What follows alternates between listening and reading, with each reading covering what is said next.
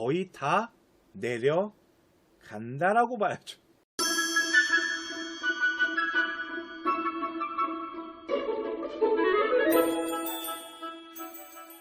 우리 아이 중학교 때까지는 공부 좀 했었는데 고등학교 올라갔더니 성적이 확 내려가더라. 근데 그거 아십니까? 원래 내려갈 거였던 거 원래 내려가는 겁니다.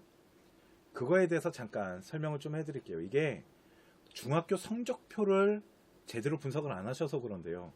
자, 위에 나와 있는 성적표가 있고 아래쪽에 내려와 있는 성적표가 있습니다. 이쪽에 보시면 위에 있는 성적표와 아래에 있는 성적표 보이시죠? 두 개의 중학교 성적입니다. 위에 나와 있는 성적표는 제가 졸업한 중학교고요. 아래쪽에 나와 있는 성적표는 강남에 있는 명문중학교 성적표입니다. 자, 그랬을 때 성적표 잘 안 보이시죠? 저 잠깐 사라지겠습니다. 자, 이 성적표를 좀 보도록 하겠습니다. 자, 보세요. 그냥 국어랑 영어랑 수학만 볼게요. 자, 아니에요. 그냥 수학이랑 영어만 보겠습니다. 자, 수학인데요. 얘네 학교 평균이 77.3이랍니다. 이거 명문중학교예요. 그런데 중요한 게 뭐냐면 A를 받은 아이들이요. A를 받은 아이들이 32.8%입니다. 온놈의 A를 받은 아이들이 이렇게 많아. 그러면 우리 아이가 만일 91점인데 A예요. 그러면 학부모님들이 봤을 때는 A를 받아갖고 90점이 넘었기 때문에 아, 우리 아이가 수학에 대한 공부를 어느 정도 하는구나 라고 생각하실 겁니다. 그죠? 영어 같은 경우는 평균점도 높습니다. 83.7. 그런데 성취 비율이 50%가 넘습니다. 그러니까 학교 아이들 반 이상이 A라는 거예요. 자, 이 데이터를 지금부터 고등학교 데이터로 바꿔보겠습니다.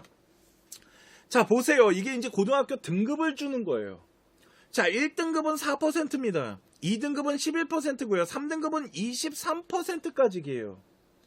자, 그랬을 때 수학이 아까 보셨지만 32.8%가 A예요. 그러면 이 안에는 지금 1등급, 2등급, 3등급, 심지어는 4등급에도 있다는 소리입니다. 보이십니까?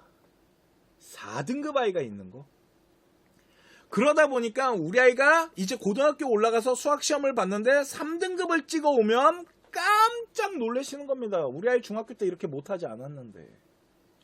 중학교 때 91점 나오잖아요. 90점대 초중반 나오잖아요. 3등급 나올 확률 되게 높은 겁니다. 또 있습니다. 보세요. 우리 아이가 반에서 6등을 했습니다. 반에서 6등 한 거면 공부 못하는 거 아니잖아요. 또 하나 전교 23등 했어요. 100명 중에. 그거 공부 못하는 아이가 아니잖아요. 근데 걔가 반에서 5, 6등 하는 아이가 몇 등급인 줄 아십니까? 3등급. 이 3등급 가지고 교과 전형으로는 일단 갈 수 있는 대학교가 서울권 안에는 한성대학교, 삼육대학교 이런 거 넣으셔야 되고요. 학생부 종합전형으로는 국민대학교와 과학기술대학교 같은 학교들이 완전 도전권이신 겁니다. 반에서 5등 했는데 국민대학교가 도전권이라고요. 그러니까 이해를 못 하시는 거죠. 자, 그러면 여기 나와 있는 성취 비율 A를 봤을 때 우리 아이가 공부를 잘하는 걸로 보이십니까? 아닙니다. 우리 아이가 고등학교 올라가면 3, 4, 5등급 찍어올 수 있는 잠재 능력이 있는 실력인 겁니다. 그렇기 때문에 우리 아이가 중학교에서 고등학교로 올라가잖아요. 그러면 성적이 내려갈 확률이 높은 거죠. 거의 다 내려간다라고 봐야죠. 이해가십니까? 그러니까 막 4등급, 3등급을 찍어 오는 겁니다. 근데 그런 아이들이 많아야지 정상이잖아요. 왜? 1등급은 4%밖에 안 되거든요. 거의 전교권 꼭대기잖아요.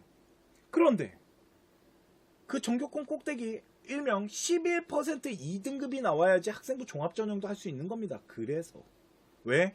전국 단위의 아이들을 다 모아보세요. 그러면 서울 안에 있는 학생부 종합전형 인원이 2등급이 들어갈 수 있는 인원이 넘쳐나거든요. 어떤 이론인지 아시겠습니까? 그러니까 우리 아이 지금 중학교 성적 보고요. 고등학교 성적을 예측하시면 안 됩니다. 아무런 예측도 안 되고요. 아예 알 수도 없어요. 그러면 고등학교 올라가서 우리 아이가 어느 정도 할 건지에 대해서 지금부터 생각을 해보셔야 되는데요. 중요한 건 뭐냐면 지금 아마 예비고 아이들이 선행이라는 걸 되게 많이 하고 있을 겁니다. 학원에서도 선행을 할 거고요. 선행하면 좋습니다. 맞아요. 좋아요. 한번 훑어보고 갈 수 있으니까. 그잖아요. 그런데 선행에 따라 그래서 성적이 잘 나올 거라고 생각하지 마십시오. 잘 안 나와요. 여기 선행하신 학부모님들 많으실 겁니다. 성적 잘 나오던가요? 잘 나온 아이도 있겠죠. 4%. 성적이 잘 안 나옵니다. 왜? 그냥 한번 훑어본 거거든요. 그게 우리 아이 건지 아닌 건지 체크도 안 한 상태에서 그냥 배운 것 뿐입니다. 배우면 성적이 올라야 되나요? 그렇지 않습니다. 이해 가시죠? 그렇기 때문에 선행하는 거 중요하지만 선행보다 더 중요한 건 뭐냐면 우리 아이가 중학교 때 어느 정도 실력을 가지고 수학이나 영어를 하고 있었는지 체크하시는 게 되게 중요합니다.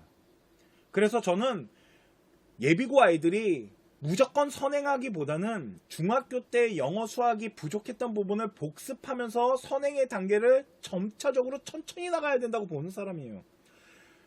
100명 중에 선행을 할 수 있는 아이는 4명 정도밖에 안 돼요.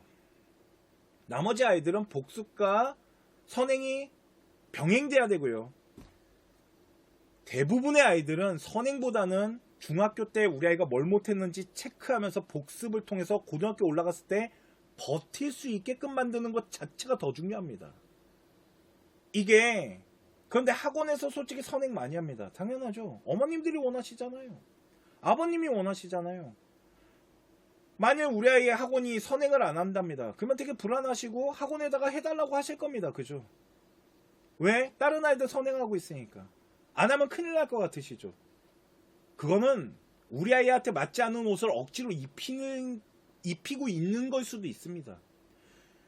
잘 파악하셔야 됩니다. 지금 현재 우리 아이가 중학교 때 어느 정도 실력이었는지, 어느 정도 우리 아이가 영수에 대한, 특히 수학, 우리 아이가 만약 중학교 때 수학이 부족했는데 고등학교 때 올라가잖아요. 그러면 고등학교 1학년 끝나면서 수포자가 됩니다. 그러면 대학교 좋은데 못 가겠죠. 수학을 포기했는데. 그잖아요. 자, 고등학교 때 성적이 또 떨어지는 이유에 대해서 또 하나를 설명해 드릴게요. 자, 시험 범위 차이가 납니다. 시험 범위가 말도 안 돼요. 중학교 때 시험 범위는 시험 범위가 아니죠. 쉽게 말해서 영어를 하나 예를 들면 중학교 때 아십니까? 시험 범위 영어 지문이 2개에서 3개입니다. 그러니까 시험 범위 지문이 2개에서 3개밖에 안 돼요. 그래서 어떻게 하냐면 그 지문을 통으로 암기시킵니다. 그리고 그걸 계속 반복시키죠. 그러니까 성적이 잘 나오죠. 아까 평균 보셨죠? 80점대. 80점대잖아요. 평균이. 그럼 아이들 웬만해서 다 90점대 넘어간다는 소리예요. 왜? 지문이 2-3개밖에 안 된다니까요. 그걸 한 학기 동안 계속 돌려먹게 하면서 합니다. 그러니까 학원에서도 정해진 지문이다 보니까 그 지문을 계속 돌려먹기 시켜요. 그러니까 당연히 성적 잘 나오죠. 진짜 공부 안 하지 않은 이상. 그런데 고등학교가 되면 영어 시험 범위가 여기 써져 있는 거 보이십니까? 30에서 60배 정도가 늡니다. 영어 단어 다 포함시키면 더 늘 수도 있어요. 저 30배에서 60배가 는다는 게 뭐냐면 영어 지문 자체가 엄청 많아져요. 기본적으로 3-40개 베이스 깔리고요. 모의고사 지문 들어간 학교들은 보통 70개에서 100개까지도 지문을 줍니다. 그러니까 통으로 지문을 외워서 공부했던 애들은 다 무너지는 거예요. 지금부터. 그러니까 다 무너지. 이게 중학교 때처럼 영어 공부했던 아이들 고등학교 올라가면 다 무너집니다. 그래서 평균점이 50점이 나오는 겁니다. 이제 무너지실 거예요. 지금처럼 공부하시면. 그러니까 그러면 영어 공부는 어떻게 해야 되나요? 영어의 문장과 문법 이런 거에 대한 어떤 원리 같은 것들, 그리고 영어 단어가 엄청나게 머릿속에 들어가야죠. 영어 단어가 기본인데 이런 것들이 잘 돼 있습니까? 우리 아이 문장 구조 잘 나누십니까? 체크해 보셨나요? 이런 것들을 해야 됩니다. 안 그러면 무너져요. 왜? 말했잖아요. 시험 범위가 너무 많아요. 수학 같은 경우도 기본 20에서 40배 정도가 늘어납니다. 그러니까 몇 문제 안 풀던 아이가 엄청난 문제를 풀어야 되는데 그러려면 기본기가 잘 돼 있어야 되지 않을까요? 쫓아가야 되는데. 근데 기본기가 많이 부족한 상태에서 선행이란 거 돌렸다고 우리 아이가 뭔가 뛰어나졌을까요? 아닙니다. 잘못하면 더 무너지고 이러다가 한 학기가 끝나고 수포자가 생기기 시작합니다. 문과부터 수포자가 생기겠죠. 그리고 이제 이과 아이들이 수포자가 생기기 시작합니다. 이과에서 수포자는 대학 안 가겠다는 겁니다.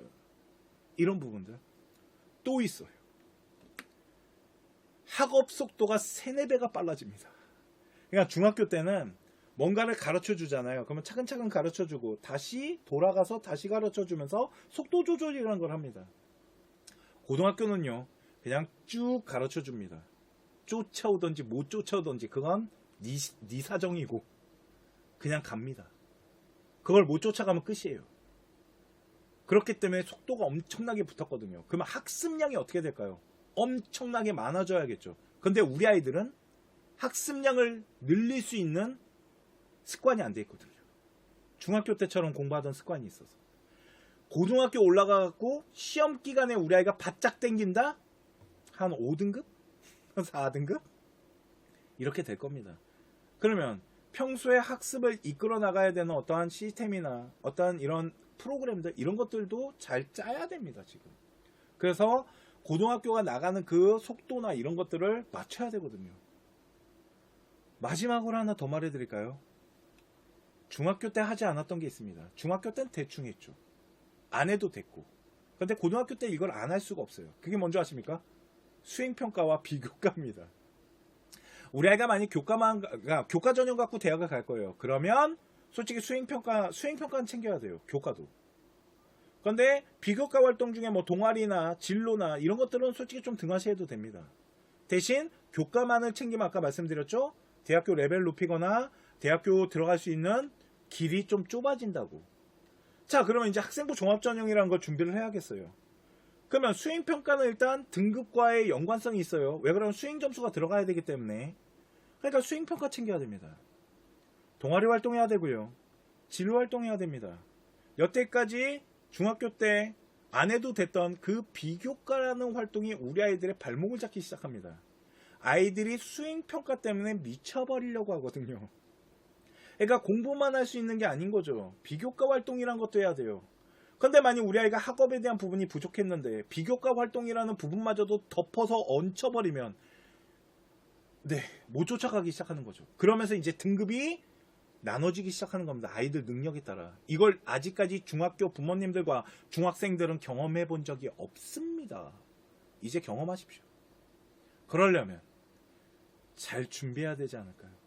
지금 예비고 왜 설명회를 제가 10월 달에 하는 줄 아십니까?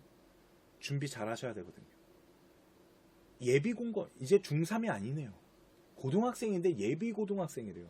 지금부터 준비하라는 거죠.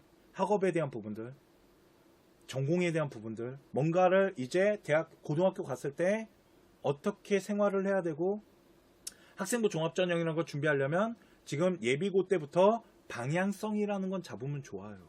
뭔가 대단한 걸 벌써 짤 필요는 없지만 커다란 학생부 종합전형을 할 수 있는 방향성 정도를 알고 그 학생부 종합전형의 원리를 학생이 아는 상태에서 준비를 해나가는 게 되게 중요해요. 이 몇 달 동안. 그러면 나중에 고등학교 올라가면 좀 편해지거든요. 이런 부분들. 이해가시죠? 그런 바람에 이런 이유 때문에 또 고등학교 성적이 떨어지는 겁니다. 그리고 아이들이 되게 힘들어하죠. 그러니까 중학교랑 고등학교는 완전 달라요.